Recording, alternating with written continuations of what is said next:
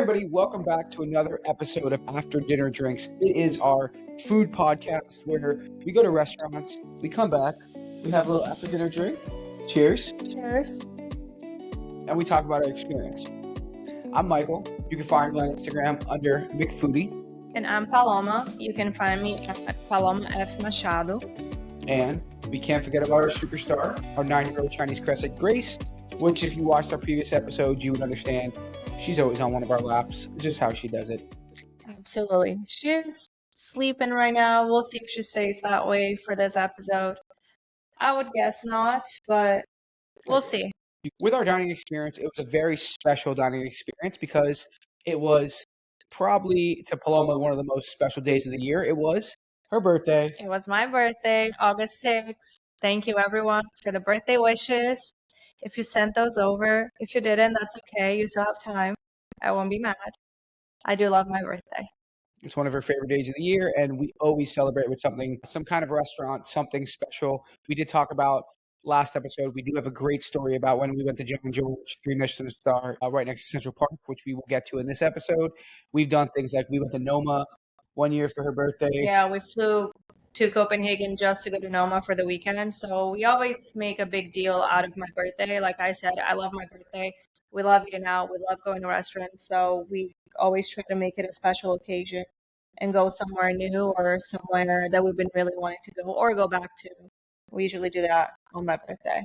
And something really interesting is this week we decided to go to not 1, not 2, but 3 restaurants for her birthday. And we're going to drop an individual podcast for each one, breaking down our experience. So make sure you subscribe and stay tuned to see that. Before we get into the restaurant, I think we should start with that John George story. What do you think? Okay, I think so. Go for it. Let's see. I want to hear your side of the story. Okay. I know my side, the real side. The real side.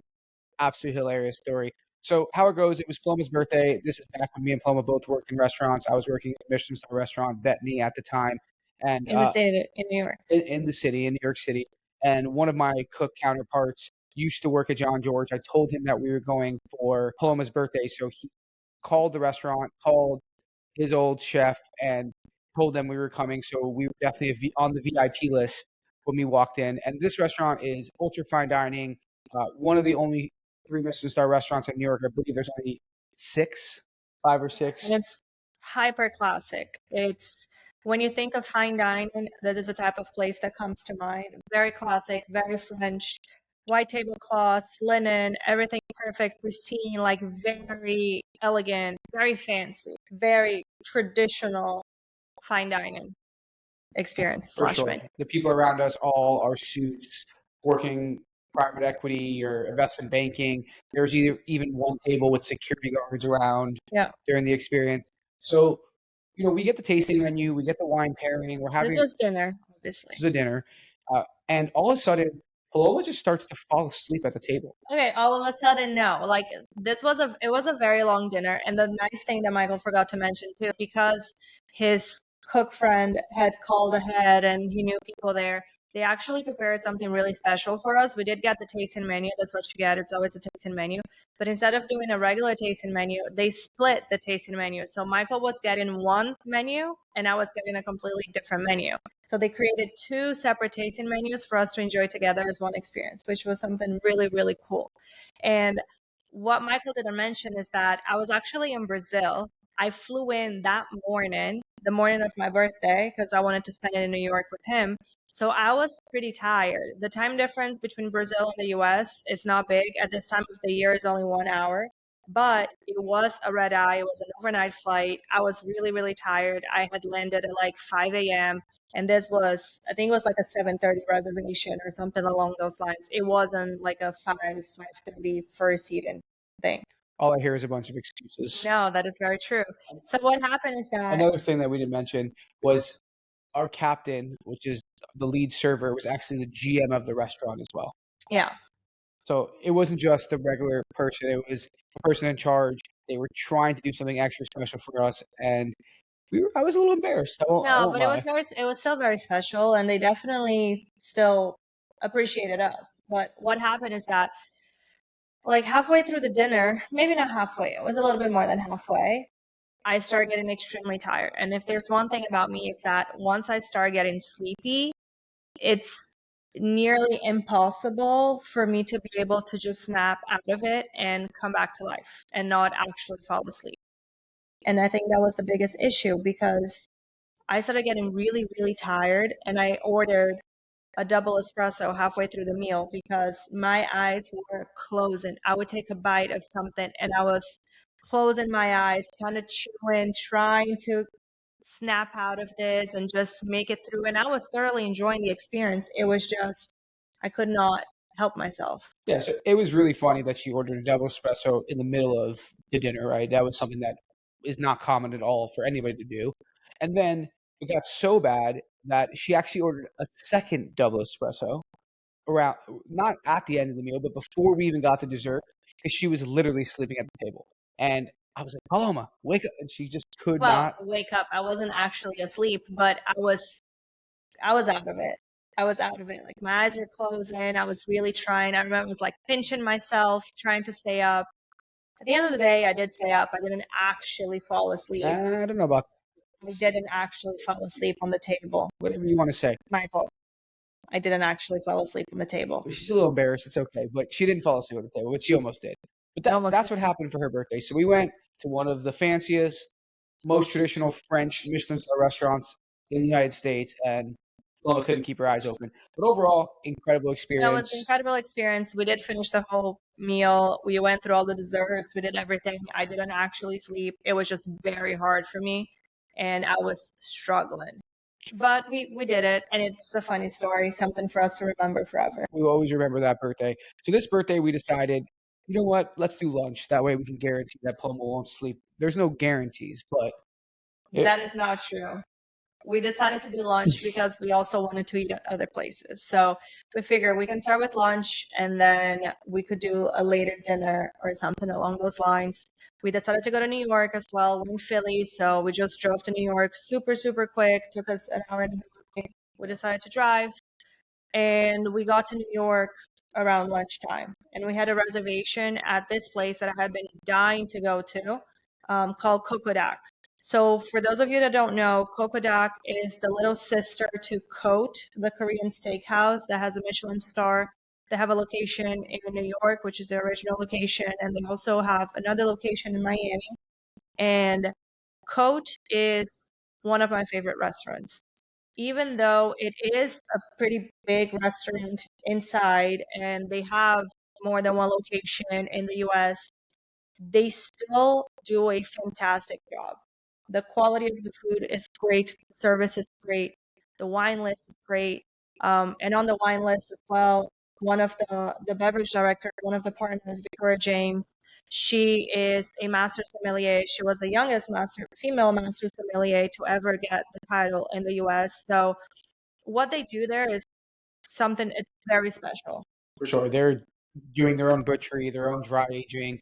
So when you go to Cote, it is Korean barbecue. It is cooked in front of you, but it's done to another level. And what was cool about Cote is me and Paloma, when we lived in New York, we used to live in Flatiron before Flatiron was cool. It used to be a mall and there was no restaurants there. And Cote was like the first really nice restaurant to move into the neighborhood to kind of catalyst that neighborhood. So it was something that we went to right away. We were excited to have it in the neighborhood. We've been to it in Miami a bunch when we lived in Miami. When they opened Cocodaq, which is the Korean fried chicken version of Cote, we were like, we got to go. And we just haven't really had that opportunity. So when we got the chance for Paloma's birthday, we said, we're going to do it. And we're going to do it for lunch. So we booked like a 2 o'clock reservation. Well, we originally booked a 1 o'clock reservation, but then we were running behind because of the time that we left Philly. So we actually pushed it back to 2, which it was very seamless. Everything's done through Resi. So I just went on our reservation and changed it to 2 o'clock. And we got there about 5 minutes before the reservation. The restaurant was packed. I was actually very surprised by how busy it was, being it was a Wednesday at 2 p.m., but it was packed. The whole bar was full. They had like these high tops by the entrance too that I don't know if it was more people waiting or just very casual area to dine at. The tables, everything was super busy. The one thing that we didn't mention, we did say it was really busy, but something that right away hits you is when you walk in, there's a sink for you to wash your hands with, I don't know, 7 different types of soap that you can choose from. Yeah. which is very smart. It is fried chicken that you're eating with your hands. So when you get there, you want to wash your hands. And when you leave, you also want to wash your hands, which I've never seen. The only restaurant I can even think about that has like a sink inside is PQ, which is like a fast casual. It kind of not really doing that well, but was a little hot a couple of years ago, kind of like a chicken finger concept where they have a sink. But this is a nice, I wouldn't say fine dining, but definitely a fine establishment Yeah, it's restaurant definitely fancy, or they're aiming for that. to be a little more fancy. And they had a sink right when you walked in, which was interesting. Yeah.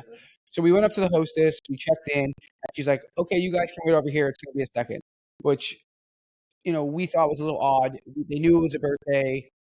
Yeah, they were a little bit nonchalant about it, which, I mean, there's nothing wrong with it. It just wasn't necessarily what we were expecting. We ended up waiting about 7 minutes or so before someone actually came and took us to our table. Then there wasn't really an area for us to wait around, so we're kind of in the middle of standing around. They didn't tell us like, "Hey, you want to grab a seat at a bar or have a drink?" There was a couple bar seats available. They definitely could have done that. That's the little things that I always look for and Plum always looks for in service. The first touch is going to be that host, and that host can really make an experience better if there is some type of wait or some kind of hold. But it was fine. So they brought us to our table, and they actually gave us one of the best tables in the whole restaurant. Yeah, it was. I think it was the best table in the restaurant. Facing the whole dining room. It was a round table for two. Definitely could seat four there. The one thing is, I think they were a little rushed because when we got there, my seat was pretty wet, and then the table was really wet. So I just used my napkin and I kind of wiped the seat and I wiped the table. And at the beginning, I was like, what's going on? Like, I wait 7 minutes to seat. Now the table's wet. This place is supposed to be phenomenal. Whatever. We wiped the table, we sat down, and then we went to start our dining experience. And then the funny thing is that when we were waiting for a table and the hostess brought us to our table, it was very loud, and she said a name and said, "Right this way, your table's right this way." We just followed her. Michael thinks that she said a name that wasn't my name. I guess we'll never know the story. But after we sat down, she came back. It's like, "Oh, I just want to confirm the name on the reservation." And then I told her, it's like, "Oh, okay, great, thanks." And then she walked away. So we're over here thinking, like, what the hell? Like, did they mess something up? Like, were we not supposed to be sitting at this great table? Did they think it was somebody else? Little do we know, somebody had a surprise for us, which we'll get to, which was amazing. But it all connected the dots here in a second. So then our captain came over to us. He dropped the menu. How the restaurant works is that you sit at a table with the Lazy Susan, and everybody gets a fried chicken bucket. That's usually how it is. It's very similar to Cote, that you have the butcher's feast. It's one price per person. You get a bunch of things. And you get the fried chicken, you get some side dishes. That's the idea behind it. Cote has a couple more options. Yes, but at Cocodaq, you can also get different appetizers. You can get some more sides. But the idea is that it's a prefix, and you get that amount of food per person. Yeah. So hence the Lazy Susan and everything they put in the middle. You're sharing the sides and the bonchons, and go from there. Yeah, so you get a fried chicken bucket, and like Paloma mentioned, you get the bonchons, which are the side dishes that accompany it. So you have a choice of getting it 3 different ways. It's called the bucket list. It's the chef's signature fried chicken feast, which is $42 per person. It comes with the pasture-raised chicken consomme with Korean red ginseng that they drop right before you start the whole meal. Then the bonchons, pickled seasonal vegetables, and scallion salad, which in our case we had pickled daikon, pickled soy celery, and kimchi, right? Yep. And the kimchi. And then the scallion salad was a play on their Caesar salad, a Caesar salad, if you will. And then the fried chicken, the options are the Cocodaq original, which always comes with it. And then you have the option to get the soy garlic glaze or the gochujang glaze. Or you can have both. They call it split. So what Michael and I ended up doing is that we got split. So we both had the original plus some soy garlic glaze and some gochujang glaze. And then other sides that comes with it as well were the cold perilla seed noodles. And then they also have their signature sauces that you can eat with the fried chicken, which is the Cocodaq verde, the honey mustard, the pepper parm, and the gochujang barbecue. So that's pretty much the experience. And then at the very end, you also get a little dessert, which we'll talk about it when we get to it. Our captain came up to us. He dropped the menu. He said, you guys know what you want to drink. We said we need a second, and then he kind of disappeared. And we were sitting there. The one thing that Paloma mentioned at the beginning is this group is incredible with wine lists. And when I mean incredible, it doesn't even compare to most restaurants. They have 100 bottles under $100 of just champagne Or or sparkling. Yeah, it's sparkling. It's anything sparkling. $100 bottles under $100. let me double check on that actually. I just want to make sure we're saying this correctly. If it is 100 bottles under $100, or if it is 100 bottles of sparkling under. So it's 100 bubbles under 100. So yes, It's it's sparkling wines. 100 100 sparkling sparkling wines. wines under $100. And we're talking about really high quality things here. Some really cool things, impressive things. Yeah, big Yeah. houses, smaller producers. Their wine list is an iPad, and it is extensive. Honestly, it could take 30, 45 minutes just to read the whole list, which we didn't get the list dropped to us at the beginning. So we ended up waiting for our captain for a while. He wasn't really coming back to us. And I saw the sommelier, so I made eye contact with him. He came over and started pouring us some more water. Was like, "Is everything okay?" I said, "Absolutely. Can we please see the wine list?" He's like, "I'll be right back." He came, dropped the wine list, gave us a little explanation of it, and then we just started digesting that wine list. Next thing we know, the song comes back, and he has a half a bottle of champagne to gift to us. He said, "This is a gift from Marina and Danny." So my sister, she called ahead. She knew that we were going, and my sister and my brother-in-law, they gifted us a half a bottle of champagne to start the meal, which was very, very nice of them. So thank you so much, Marina and Danny. We absolutely loved it, as I have told you, but I want to say that again. One thing about Marina, she's actually very knowledgeable in wine. She actually has a level 3 of WSET, which is a wine certification, and she's currently studying to get her diploma, which is the last level of the certification. It takes years, like 2 years to complete this last level of certification, and it's a lot of studying and a lot of truly understanding about wine, and it's something she's very passionate about. So it was definitely a very nice touch that she sent a bottle over for us to start. So funny thing, I was talking to her actually when I was telling her about the experience and everything, and she said that the bottle that she had asked for wasn't actually the one that we got, because when she spoke to them, they said that sometimes they don't have the bottle that she wanted to send over. They have a very limited quantity of it, and there was a chance that they didn't have it. And if they didn't have it, would it be okay for the sommelier to suggest something else and gift us something else? And she said yes. So it ended up being something else that they gave us, which was the Gaston Chiquet, is Cocodaq's collection of the Premier Cru brut champagne. Very nice. It was very nice. It was a great way to start the meal. It was very light. Bubbles weren't super intense. It had a slight peachy color, little hint of strawberry, but very bright. It was a great way to start the meal. It was incredible. And we were, at the beginning, we were just kind of like, we had to wait for our table. Our table was wet. Our captain was taking a while. And then, boom, the wine came. And then the whole entire experience just transformed. Yeah, it completely changed. So at that point, we were enjoying the champagne, and then we also ordered the food. I really wanted to start with the chicken nuggets. So they have these chicken nuggets there that you can get them plain, or you have the option to have them topped with caviar or with salmon eggs, and the Or other truffle. option is with truffle. I absolutely love chicken nuggets, and by chicken nuggets, I mean actual chicken nuggets made with ground chicken and not pieces of chicken tender or breast meat. Like, that's not a chicken nugget. I'm sorry, that's not a chicken nugget. And I will say, of all the fast food places that actually has a good chicken nugget, McDonald's actually is very good. Anyway, back to the chicken nugget at Cocodaq.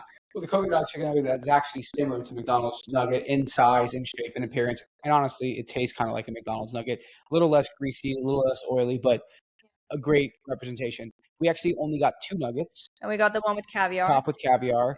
And it was good. I thought the caviar was going to bring a little bit more saltiness to it. It didn't. But the chicken nugget overall was very good. It was interesting to only serve 2 chicken nuggets, one each, and I think we paid $18 a piece for the nuggets. I think it was a little bit more than that, actually. Let me double check. It was $28 a piece. Wow, maybe the regular nuggets was 18 or something. I don't know why I had 18 in my mind. The one with the ocean trout roe, not salmon roe, is $16 a piece. But the one with the caviar is $28 a piece, and the one with truffles is $30 a piece. And But you that's can per also get nugget. That's per one nugget. single nugget, and we're talking about like a nugget, like a normal size nugget. You have the option to get just the nugget with no toppings, and it costs $3.50 each. But we got the one with the toppings. Yeah. So we got the one with the toppings. It came out. It was great. I enjoyed it. I agree with you that the caviar got a little bit lost, and I would have wanted it to be more briny or give a little bit more of the like sea saltiness that you get from the caviar, and probably because the chicken nugget, it's battered and it's deep fried, so it killed the caviar a little bit, but it was still an enjoyable experience, and I did enjoy eating it. For sure. And then quickly after that, we got the feast. The bucket came out. Well, we got the consomme first. Oh yeah, the consomme, which the consomme was absolutely stunning. Beautifully made, crystal clear, perfectly clean flavor. But the one thing that I would say is it almost tasted like incredible fried chicken skin, which I was blown away by. I thought it was absolutely delicious. It was warm. It was cold in the restaurant, and it kind of warmed us up nice. I was freezing. The restaurant was so cold. I was frozen. You're always freezing in restaurants, but that's why she always brings a little sweat. But the consomme was great. Great way to start. Then they dropped the bucket. The bucket first, they dropped the original, and they with the sides. And the bucket, it looks huge. It looks like a huge bucket of chicken that you would get at like KFC. But of course, there's always a little theater to it. It's kind of like when you have a big vase and you put a bunch of dirt in the bottom of the vase and the plant on top. The plant's actually not that big. There's only about 4 pieces of chicken in this giant bucket, but it was nice presentation. It looked very pretty, and it was fried perfectly. The Perfectly. chicken perfectly. It was battered. The way that the chicken is Korean style, so it is battered. It is a little bit thicker, if you will, on the crust, which I realized at lunch that that is not my preferred style for fried chicken. I prefer it a little bit less battered. Obviously still got the crunchiness, still got all that, but what I mean is like sometimes when you have a tempura, for instance, that is like clear batter, or if you're getting fish and chips as well, sometimes you have that clear batter. I find that a little bit too much sometimes for myself. I get a little bit nauseous with all the batter and the fried stuff. So I prefer when it's a little bit thinner, but it's not the style here. But nonetheless, the chicken was fried to perfection. And a really nice thing is that it was only dark pieces, which is nice. Yeah. If you're gonna fry chicken, like you want the dark pieces. You only want the dark pieces. You don't want to do a fried chicken breast. That's gonna be so dry. That's not good. So they had the drumsticks with the bone, and then they also have chicken thighs, but the chicken thigh was boneless, which was a very nice touch. Very nice touch. And there's also a wing, too. That was also the wings. That's true. Yeah. So that came out, and then we were eating with the sides. My favorite side of the bunchons was the pickled celery with soy. When it first hit your palate, it was sweet, but then it had like this nice salty notes. The celery was crunchy. It was bright. It was truly delicious. Yeah, it was very nice. I that was my favorite as well. I also really like the kimchi. I love kimchi. The daikon, I thought it was good, but it ate a little bit too sweet for me. Yeah, it was a little sweet. I would have preferred it less sweet. And then I was really looking forward to the scallion salad. At Cote, they do have one of the sides of the scallion salad as well. And in my mind, it was going to be the same thing as Cote, which I absolutely love it. Love it. You refire that. Yeah. You go to Cote. Yeah, I do. But unfortunately, the one at Cocodaq is not like the one at Cote. The one at Cocodaq, like I said earlier, to me, it seemed like a little play on a Caesar salad, if you will. So they have shaved iceberg lettuce with Caesar. It was ranchy or like it was more Caesar. ranchy. It was more like getting the lettuce in a snack wrap at McDonald's. Okay. Than it was Fair. a Caesar. I wouldn't say Caesar. Okay, yeah. Because with the Caesar salad, you get more of the umami-ness or like the anchovy Yeah, with it's the also mustard. romaine lettuce. Yeah. But I see what you mean. It was like an American kind of salad. But it was just, So it was definitely more on the creamy side. It wasn't bright. The scallions gave a little bit of a pop to the salad, but I personally want to say that that's a scallion salad. To me, it was primarily lettuce, and then there was a good amount of scallions, but it was primarily lettuce. And personally, I just felt like it ate a little bit too heavy, especially with the fried chicken. And we're talking about a perfectly fried chicken, but it's battered, it's heavy, it's a little bit intense. You have the dipping sauces or the sides that they give you for the fried chicken as well, which are very good. But everything is a little bit heavy. I mean, it's we're talking about fried chicken. yeah. I obviously I feel a little different than you. I thought the salad was a really nice play on like what you get at a fast food restaurant elevated. Paloma does have an issue when things are heavy. She likes to keep it a lot more light, and she does get a little bit like nauseous when things are too heavy. But overall, I don't think we should be saying anything bad about Oh no, it wasn't the bad. dish. It's absolutely there's nothing It bad about it. It's my personal preference. I just like to keep things a little bit more fresh Yeah. or higher acidity and those sort of things. That's just my personal preference. Michael feels different about it. Yeah, which is fine.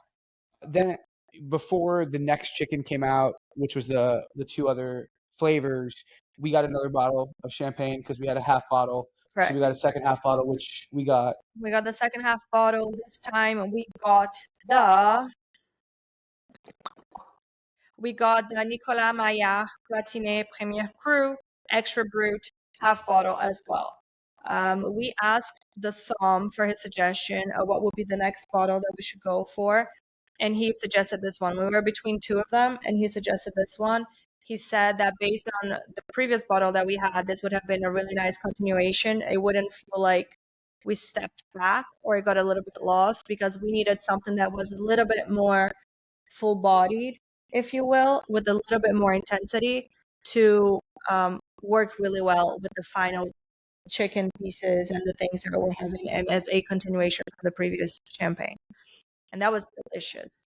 I would say that we drank both half bottles pretty quickly, and I was surprised that they were done. I agree. I wanted there to be more, and it did go quick. The one thing that was really cool is that once the sommelier realized like we were ordering bottles and we love wine, he kind of took over the experience. We didn't really see our captain after that.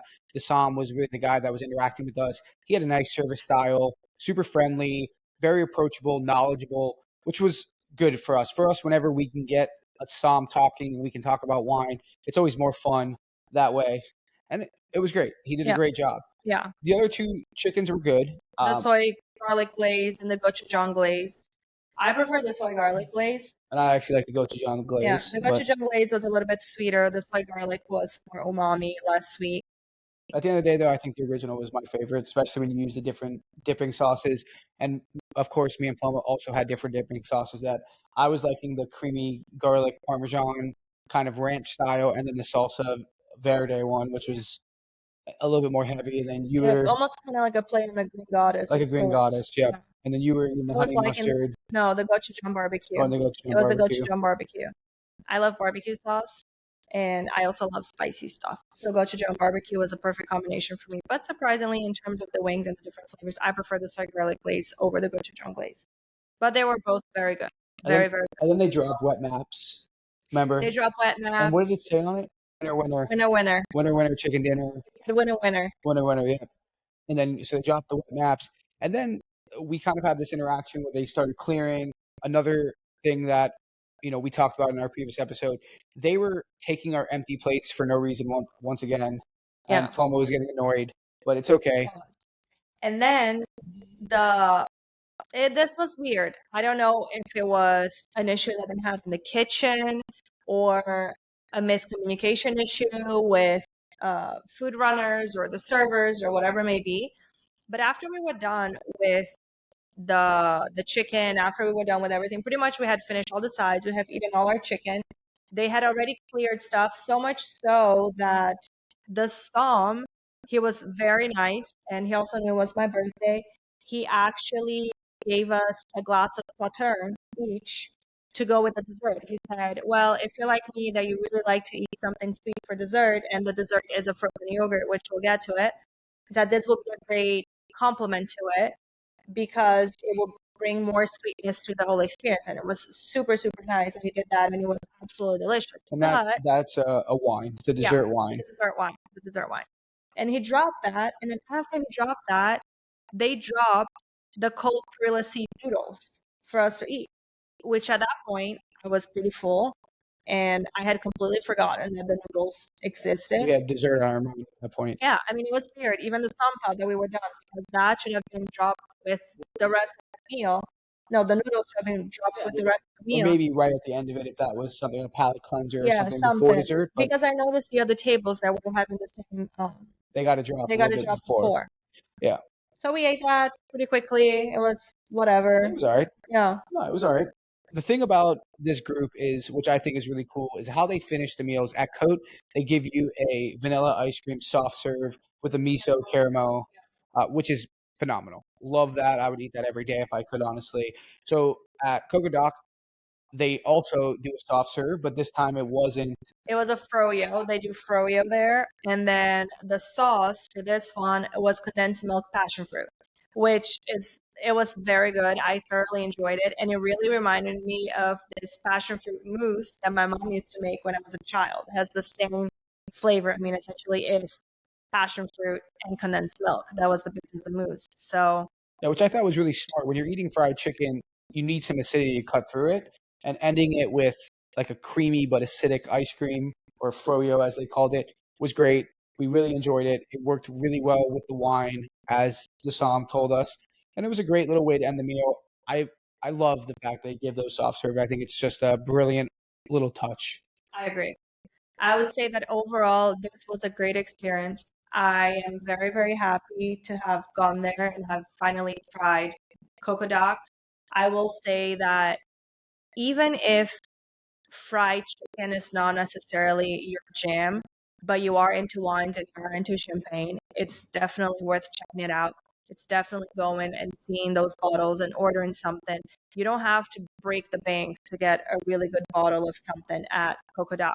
They have a lot of good options. So I highly, highly recommend, even if you go just to drink, I think you should do that. Absolutely. I will say overall, I do like Cote better. I think Cote, if Cote didn't exist, I think Cocodaq would be a little bit more challenging for them to be as successful as they are. But overall, great experience. I would go back. Probably not something I would go back every single month for, but if I had a group of friends that wanted to drink some nice champagne or some nice sparkling wine, and eat some fried chicken, I would definitely do it. And lunch is a really smart way, because then you have the rest of the day to digest, and you don't just go straight home and go to sleep. Yeah, which is essentially what we did. We won't get to it on this episode. You have to stay tuned for the next one that we talk about our dinner experience on my birthday. You go home and go to sleep, and you said, and that's exactly what we did. That's not what we did. No, that we went for lunch. Oh, we went for lunch. That's Gotcha, exactly what gotcha. we did. Like you said, it's a great place to go for lunch. So when you don't go home and sleep. And I'm gonna say that's exactly what we did, as in we went for lunch. That's true. And then we went to dinner. That will have to wait till next episode. So that is our episode here on our podcast, After Dinner Drinks. I hope you guys enjoyed it. Make sure you hit the like button if you're watching this on Instagram. And make sure to subscribe to our channel as well, if you're watching it on YouTube. And thank you so much for tuning in. My name is Paloma. You can find me on Instagram at Paloma F. Machado. And I'm Michael, McFuji on Instagram. And make sure you follow the Mouth Media, which is the media group that this podcast is produced by. And we will see you next episode. Cheers.